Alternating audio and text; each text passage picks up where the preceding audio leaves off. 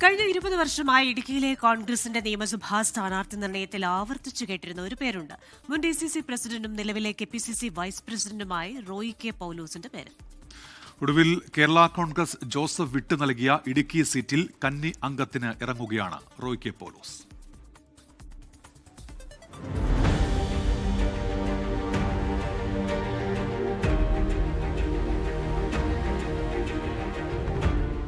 കാത്തിരുന്ന് കിട്ടിയ നിയമസഭാ സ്ഥാനാർത്ഥിത്വം. റോയി കെ പൗലോസിന് അഭിമാന പോരാട്ടമാണിത്.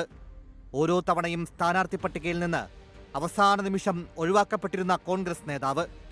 തൊടുപുഴക്കാരനായ റോയിക്ക് മത്സരിക്കാൻ സാധ്യതയുണ്ടായിരുന്നത് പീരുമേട്ടിലും ഉടുമ്പൻചോലയിലും. പക്ഷേ മണ്ഡലത്തിന്റെ പ്രത്യേകതയും സാമുദായിക സമവാക്യങ്ങളും ചൂണ്ടിക്കാണിച്ച് സീറ്റ് നിഷേധിക്കപ്പെട്ടു. ഒടുവിൽ ഇത്തവണ കോൺഗ്രസിന്റെ സമ്മർദ്ദത്തിന് വഴങ്ങി കേരള കോൺഗ്രസ് വിട്ടു നൽകിയ ഇടുക്കി സീറ്റിൽ റോയിക്ക് നറുക്ക്.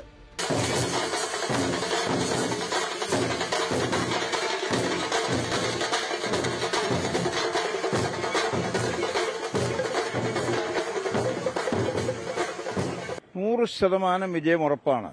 ഇത് ഐക്യ ജനാധിപത്യ മുന്നണിയുടെ മണ്ണാണ്. ഒരബദ്ധം കഴിഞ്ഞ തെരഞ്ഞെടുപ്പിൽ ഇടുക്കിയിലെ ജനങ്ങൾക്ക് പറ്റി. ജനങ്ങളെ പറഞ്ഞ് കബളിപ്പിച്ചുകൊണ്ടിരിക്കുന്ന ഇപ്പോഴത്തെ MLAയുടെ നിലപാട് ശരിയല്ല എന്ന് ഇടുക്കിയിലെ ജനങ്ങൾ വിധിയെഴുതും. ആളുകളെ പറഞ്ഞ് കബളിപ്പിക്കുന്നു.